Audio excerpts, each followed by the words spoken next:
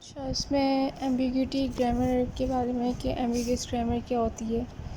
तो इसकी तो डेफिनेशन है कि अ CFG is said to be ambiguous if there exists more than one derivation tree for given input string। RMD and LMD यानी कि अ CFG context free grammar, CFG की full form क्या है, कॉन्टेक्स्ट फ्री ग्रामर एम्बिगुअस कहलाती है तब जब एक से ज़्यादा हमारे पास आउटपुट आ रहे हों, सेम आउटपुट आ रहे हों, ठीक है, गिवन इनपुट के, चाहे फिर वो RMD हो या LMD हो, ठीक है। उसमें प्रेसिडेंस जो है वायलेटेड है, मतलब कि हम इसमें ये नहीं देखेंगे कि प्लस आ रहा है पहले फिर मल्टीप्लाई बाद में आ रहा है। तो सिर्फ एम्बिग्यूटी चेक करने में हम इस चीज़ को अवॉइड कर देंगे एम्बिगुअस ग्रामर को चेक करने के लिए। तो ये एक एक्सप्रेशन दी हुई है, ठीक है, ये एक्सप्रेशन दी हुई है और इसको हमें सॉल्व करना है। और ये है ID plus ID multiply by ID जो हमें जो ग्रामर और ये जो हमें स्ट्रिंग दी हुई है।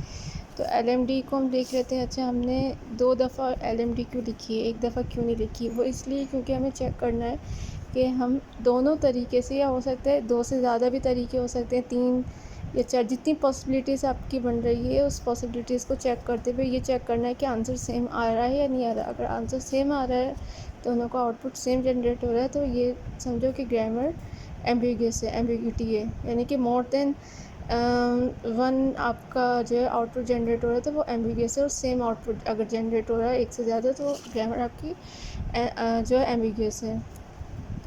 तो ये एक्सप्रेशन है, इसको 2 तरीके से सॉल्व किया हुआ है। तो मैंने इसको तोड़ लिया है, ई प्लस ई करके पहले देखा कि इसका क्या जनरेट हो रहा है, इससे हमारे पास आउटपुट क्या आ रहा है।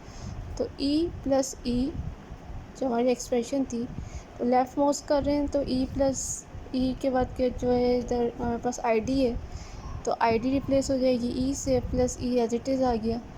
उसके बाद क्या हो रहा है कि ID एज इट इज़ आ गई, प्लस ये जो हमारा ई था, ठीक है, वो किससे रिप्लेस हो रहा है, ID से ही। यहाँ पे देखिए ID, ठीक है, मल्टीप्लाई बाय ई, ये रहा, ये राइट है, ये लेफ्ट ई।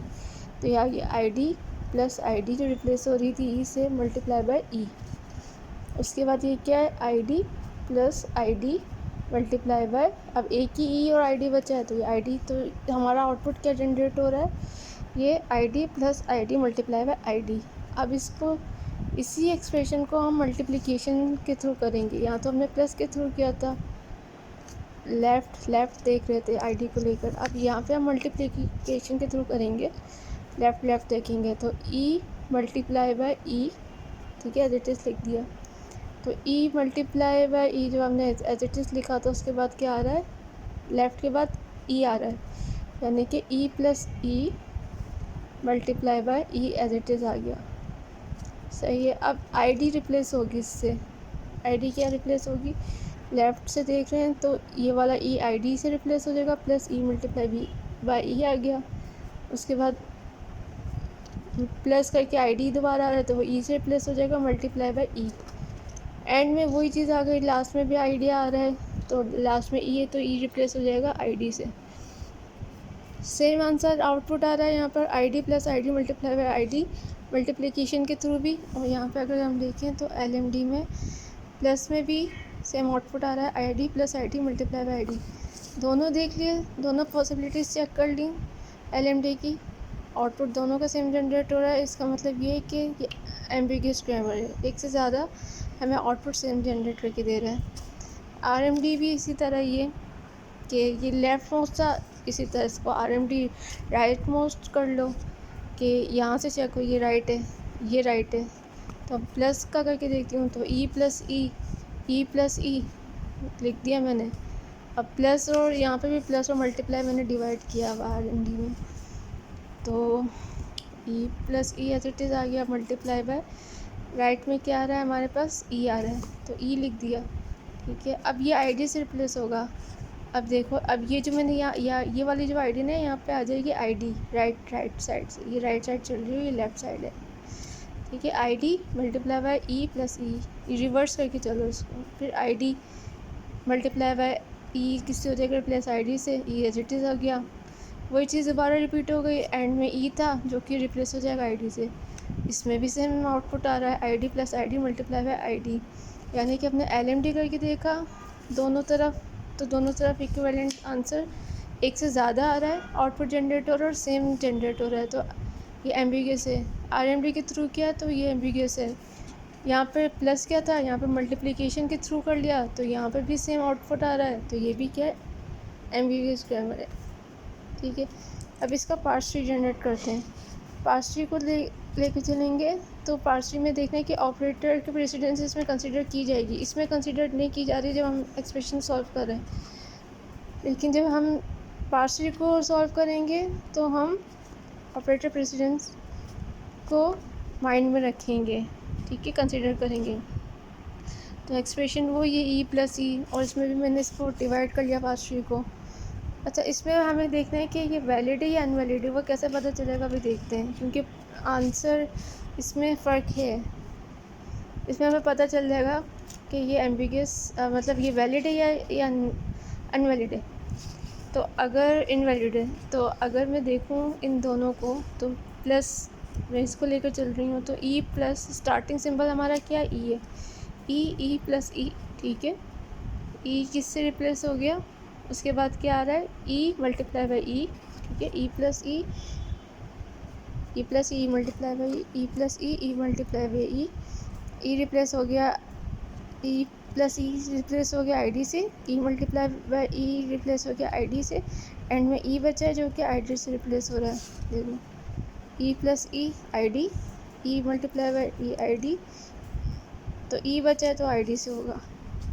ये चीज़ मैंने कर ली। अच्छा, इधर मैं आती हूँ, ये तो था प्लस वाला, यहाँ मैं आती हूँ, ये हो रहा है मल्टीप्लिकेशन वाला। अब इसमें देखो, मैं सिंबल्स के थ्रू भी हम वैल्यूज़ पुट करके, कोई भी वैल्यू पुट करके हम देख सकते हैं कि इसका जवाब क्या आ रहा है। फॉर एग्ज़ाम्पल, इस ID को मैंने 1 वैल्यू असाइन कर दी, इस ID को 5 कर दी और इस ID को 3 कर दी, तो पहले क्या हो रहा था हमारे मल्टीप्लिकेशन। ठीक है, क्योंकि इसकी प्रेसिडेंस हाई है, कहा था कि जिसकी प्रेसिडेंस हाई होती है वो नीचे आता है और वो आपस में सॉल्व होता है। उसके बाद लोअर प्रेसिडेंस कंसिडर की जाती है, लेकिन लोअर प्रेसिडेंस हम ऊपर लिखते हैं, ये पहले बताया था। ठीक है, 5 3 ज़ा 15। ठीक है, 15 + 1 इस ID का 16, तो यहाँ आ जाएगा हमारे पास, लिख देती हूँ, तो ये आंसर मेरा आ रहा है यहाँ पे 16।